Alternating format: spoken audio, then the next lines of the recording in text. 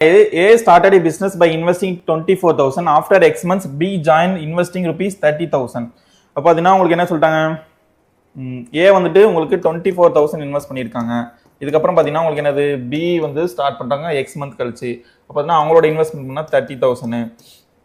இப்போ என்ன சொல்லிட்டாங்க, அடுத்து என்ன சொல்றாங்க, அட் எண்ட் ஆஃப் இயர். அப்போ எண்ட் ஆஃப் இயர்னா 1 இயர் தான் அந்த பிசினஸ் நடந்திருக்கு. ஓகேவா? அப்போ இவர் ஸ்டார்டிங்ல இன்வெஸ்ட் பண்ணியிருப்பாரு, 12 months இன்வெஸ்ட் பண்ணியிருக்கா.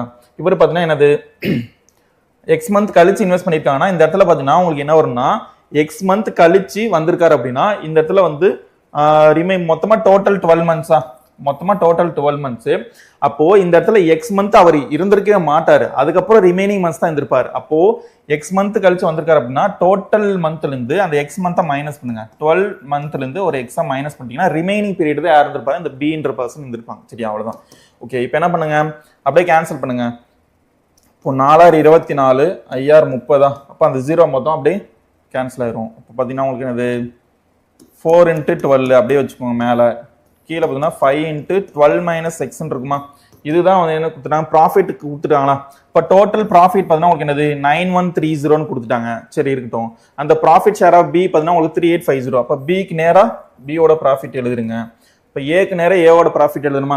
அப்போ டோட்டல் 2 பேர் தான் இருக்காங்க. டோட்டல் இருந்து பியோட ப்ராஃபிட் மைனஸ் பண்ணால் ஏவோட ப்ராஃபிட் கிடைச்சிரும். அப்போ என்ன வரும், அப்போ 4000 அப்படின்னா உங்களுக்கு என்னது 5130. இப்போ ரிமைன் ஒரு 150 ஆட் பண்ணுங்க. அப்போ என்ன வரும் 5280 வருமா. இப்போ ஒரு 0 தூக்குங்க. அடுத்து இந்த 5 டேபிள் கேன்சல் பண்ணிங்கன்னா 7 5 35 7 5 35.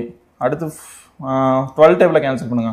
4 times 4 பண்ண 48, மீதி 4 பண்ண 48. திரும்பி 7 இந்த 4 டேபிள் கேன்சல் பண்ணால் 11 times, 11 டேபிள் கேன்சல் பண்ணால் 7 times. அப்போ 12 - x = உங்களுக்கு 7 அப்படின்னா எக்ஸோட வேல்யூ பார்த்தீங்கன்னா உங்களுக்கு என்ன வந்துடும், 5ன்னு வந்துடும். சரியா? அவ்வளோதான், சிம்பிள். இந்த இடத்துல பார்த்தீங்கன்னா உங்களுக்கு அந்த கொஞ்சம் இப்போ தான் பழகிறீங்க அப்படின்னா உங்களுக்கு கொஞ்சம் இந்த இடத்துல கன்ஃபியூஷன் ஆகும். சரியா? அது அப்படியே ஒரு நிறைய ப்ராக்டிஸ் பண்ணியிருக்கேன்னா டக்குன்னு போட்டுருவீங்க.